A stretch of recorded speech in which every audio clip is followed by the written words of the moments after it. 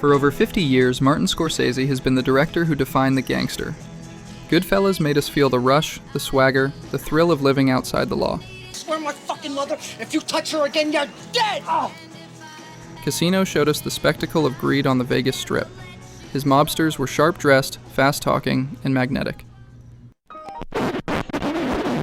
But in The Irishman, Scorsese takes it all back. No glamour, no glory, no happy endings. Just time, regret, and an empty room where no one's left to answer for what you did. That's it? That's it. This isn't a rise and fall story. It's the long, cold aftermath. Today we're breaking down how The Irishman strips away the allure of mob life and shows the true price of loyalty, betrayal, and the choices that haunt us when the lights go out.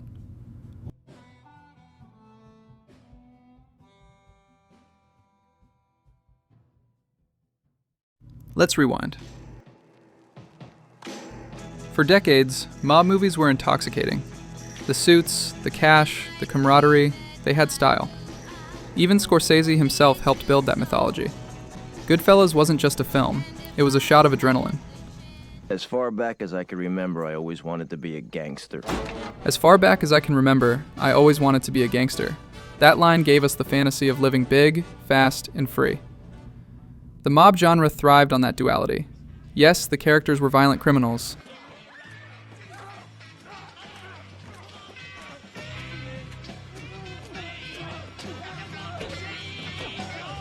But they were also funny, charming, larger than life. What do you mean funny? Funny how? How am I funny? For audiences, it was escapism wrapped in bloodstains. We could sit in the theater and taste that forbidden life without paying the cost. But The Irishman? It rips that fantasy apart. There's no glamour edit, no cocaine montages, no freeze frames to make crime look cinematic. The suits still exist, the meetings still happen, but they feel stiff, joyless, weighed down by paranoia. The camera doesn't worship the lifestyle anymore. It interrogates it. At the heart of The Irishman is Frank Sheeran, played by Robert De Niro. He's a man defined by loyalty. He takes orders, keeps his mouth shut, and does what's asked of him, no questions. It's that loyalty that gets him close to Russell Bufalino, played by Joe Pesci, and eventually to Jimmy Hoffa, played by Al Pacino. But here's the tragedy. Loyalty in the mob isn't love, it's leverage. You got a good friend here. You don't know how good a friend you got. I know. No, you don't know. It's conditional. You're loyal until you're told to betray someone else. And Frank learns that in the most brutal way possible, when his loyalty to Bufalino forces him to betray Hoffa, the one man who actually trusted him. This is where the film stings across generations. Boomers might remember Hoffa as a real historical figure, a symbol of labor power in America. Gen X and millennials grew up on Goodfellas and Casino, where betrayal meant climactic shootouts and revenge. But Gen Z watching The Irishman? They see the modern version of this truth. Loyalty to systems, institutions, or even friends that sometimes use you until you're disposable.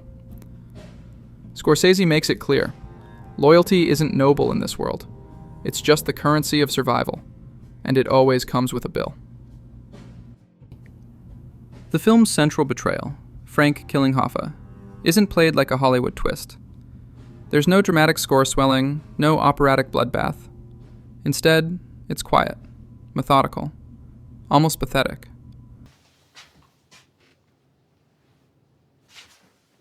Let's get out of here, Frank. Come on.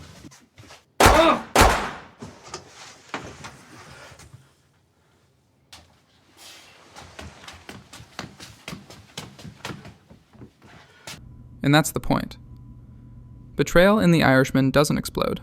It corrodes. It rots the soul slowly, leaving Frank a hollow man. He doesn't get punished by bullets or cops. He gets punished by time, by outliving everyone he ever cared about. This is where Scorsese strips the mob film bare. In Goodfellas, betrayal meant getting whacked or going into witness protection. In The Irishman, betrayal means you live long enough to feel the weight of it every single day, alone in a nursing home, waiting for a door that never opens. One of the boldest choices in The Irishman was Scorsese's use of de-aging technology. We watch De Niro, Pacino, and Pesci play their characters across decades, but no amount of digital trickery can fully hide their age. And that's brilliant, because this isn't a story about youth, it's about decay. Watching these men age on screen reminds us of time's relentless march. The glamour of mob life doesn't survive wrinkles, arthritis, or memory loss. The final shot isn't a man going out in a blaze of glory. It's Frank Sheeran asking a priest to leave the door open, so he won't die in total darkness. That's not the stuff of fantasy. That's reality. And it's terrifying. There's also a meta layer here. The Irishman feels like Scorsese's own reflection on the gangster films he's made. He gave us the thrill ride, but now in his late 70s, he gives us the reckoning. It's as if he's saying, this is where those lives actually end. Not in neon-soaked montages, but in hospital beds, abandoned by family. It's a film about consequence, but also about art itself. Scorsese is showing the next generation that cinema can evolve, just like people do. For boomers, it's nostalgia turned inside out. For Gen Z, it's a reminder not to buy into surface-level glamorization. And for everyone in between, it's a sobering gut punch.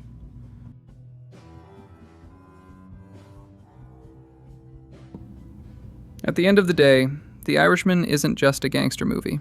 It's a eulogy. A meditation on what happens when loyalty becomes chains, when betrayal becomes inevitable, and when the glamour we chased leaves us with nothing but ghosts. It's not the story of a man who won power, but a man who lost everything he thought power could protect. And maybe that's why this film matters more now than ever. It forces every generation to ask, when the lights go out, what did loyalty really buy you? If you found this breakdown insightful, make sure to subscribe to Cinemanic, where we don't just watch movies, we uncover the lessons they leave behind.